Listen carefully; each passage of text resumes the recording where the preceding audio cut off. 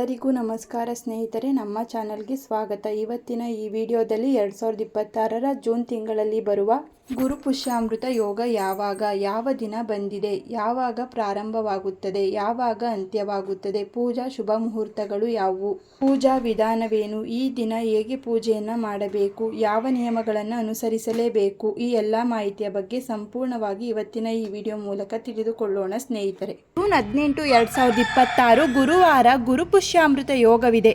ಹಿಂದೂ ಜ್ಯೋತಿಷ್ಯದಲ್ಲಿ ಗುರುವಾರದಂದು ಪುಷ್ಯ ನಕ್ಷತ್ರ ಬಂದಾಗ ಅದನ್ನು ಅತ್ಯಂತ ಶುಭಕರ ಯೋಗವೆಂದು ಕರೆಯುತ್ತೇವೆ.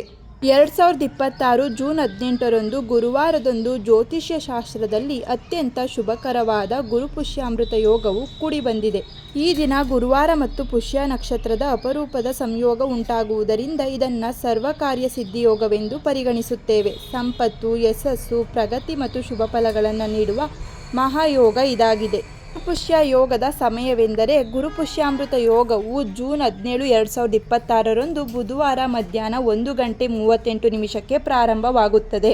ಜೂನ್ 18, 2026ರಂದು ಗುರುವಾರ ಬೆಳಿಗ್ಗೆ 11:32 ಗುರುಪುಷ್ಯಾಮೃತ ಯೋಗವು ಮುಕ್ತಾಯಗೊಳ್ಳುತ್ತದೆ. ಗುರುಪುಷ್ಯಾಮೃತ ಯೋಗವನ್ನು ಆಚರಣೆ ಮಾಡಲು ಅತ್ಯಂತ ಶುಭ ಸಮಯವೆಂದರೆ ಜೂನ್ 18 ಬೆಳಿಗ್ಗೆ 5:23 11:32 ಇರುತ್ತದೆ. ಗುರು ಮತ್ತು ಪುಷ್ಯ ನಕ್ಷತ್ರದ ಅಪರೂಪದ ಸಂಯೋಗ. ಪುಷ್ಯ ನಕ್ಷತ್ರದ ಅಧಿಪತಿ ಬೃಹಸ್ಪತಿ ಗುರು ಆಗಿದ್ದು, ಗುರುವಾರವು ಗುರುಗ್ರಹಕ್ಕೆ ಸಮರ್ಪಿತ ದಿನವಾಗಿದೆ. ಈ ಎರಡೂ ಒಂದಾಗಿರುವುದರಿಂದ ಯೋಗಕ್ಕೆ ವಿಶೇಷ ಶಕ್ತಿ ದೊರೆಯುತ್ತದೆ. ಈ ದಿನದಂದು ಈ ದಿನ ಚಂದ್ರ ಮತ್ತು ಗುರುಗ್ರಹಗಳು ಕರ್ಕಾಟಕ ರಾಶಿಯಲ್ಲಿ ಸಂಯೋಗ ಹೊಂದುವುದರಿಂದ ಗಜಕೇಸರಿ ಯೋಗವು ನಿರ್ಮಾಣವಾಗುತ್ತದೆ. ಇದು ಧನ, ಗೌರವ ಮತ್ತು ಯಶಸ್ಸನ್ನು ಸಂಕೇತಿಸುತ್ತದೆ. ಈ ದಿನ ಏನು ಮಾಡಲು ಶುಭವೆಂದರೆ ಚಿನ್ನ ಮತ್ತು ಬೆಳ್ಳಿಯನ್ನು ಖರೀದಿಸಬಹುದು. ಆಭರಣವನ್ನು ಖರೀದಿಗೆ ಅತ್ಯುತ್ತಮ ದಿನ. ಲಕ್ಷ್ಮೀ ಕೃಪೆ ಹಾಗೂ ಧನವೃದ್ಧಿಗೆ ಶುಭವಾಗುತ್ತದೆ.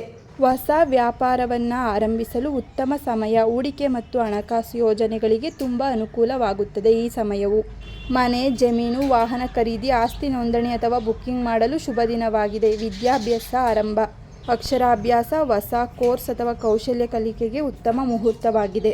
ಈ ದಿನದಂದು ಮಾಡಲೇಬೇಕಾದಂತಹ ಪೂಜೆ ಮತ್ತು ಪರಿಹಾರಗಳೆಂದರೆ ಲಕ್ಷ್ಮೀನಾರಾಯಣ ಪೂಜೆ. ವಿಷ್ಣು ಮತ್ತು ಲಕ್ಷ್ಮೀ ದೇವಿಗೆ ಹಳದಿ ಹೂವನ್ನು ಅರ್ಪಿಸಿ ಪೂಜೆ ಮಾಡಬೇಕು.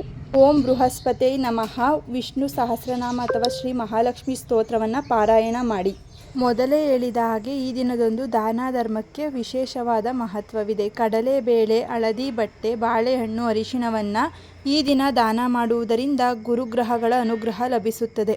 ಗುರುಪುಷ್ಯಾಮೃತ ದಿನದಂದು ವಿಶೇಷ ಫಲಗಳು: ಧನಲಾಭ ಮತ್ತು ಆರ್ಥಿಕ ಪ್ರಗತಿ, ಉದ್ಯೋಗದಲ್ಲಿ ಯಶಸ್ಸು ಮತ್ತು ಬಡ್ತಿ ದೊರೆಯುತ್ತದೆ, ಕುಟುಂಬದಲ್ಲಿ ಸುಖ ಶಾಂತಿ ನೆಲೆಸುತ್ತದೆ, ಹೊಸ ಅವಕಾಶಗಳ ಲಾಭವಾಗುತ್ತದೆ, ಗುರುಬಲ ಮತ್ತು ಅದೃಷ್ಟ ವೃದ್ಧಿಯಾಗುತ್ತದೆ. ಗುರುಪುಷ್ಯ ಯೋಗದಲ್ಲಿ ಆರಂಭಿಸಿದ ಕಾರ್ಯಗಳು ದೀರ್ಘಕಾಲ ಯಶಸ್ಸನ್ನು ತಂದುಕೊಡುತ್ತದೆ, ಜೊತೆಗೆ ಸಮೃದ್ಧಿಯನ್ನು ತರುತ್ತದೆ ಎಂಬುದು ಜ್ಯೋತಿಷ್ಯ ಶಾಸ್ತ್ರದ ನಂಬಿಕೆಯಾಗಿದೆ.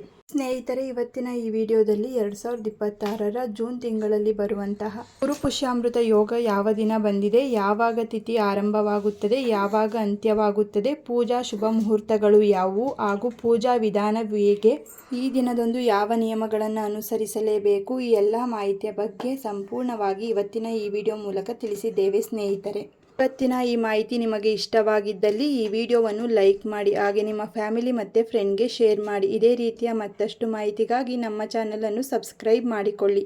ಮತ್ತೆ ಸಿಗೋಣ ಮತ್ತೊಂದು ವಿಡಿಯೋ ಮೂಲಕ. ಎಲ್ಲರಿಗೂ ಧನ್ಯವಾದಗಳು.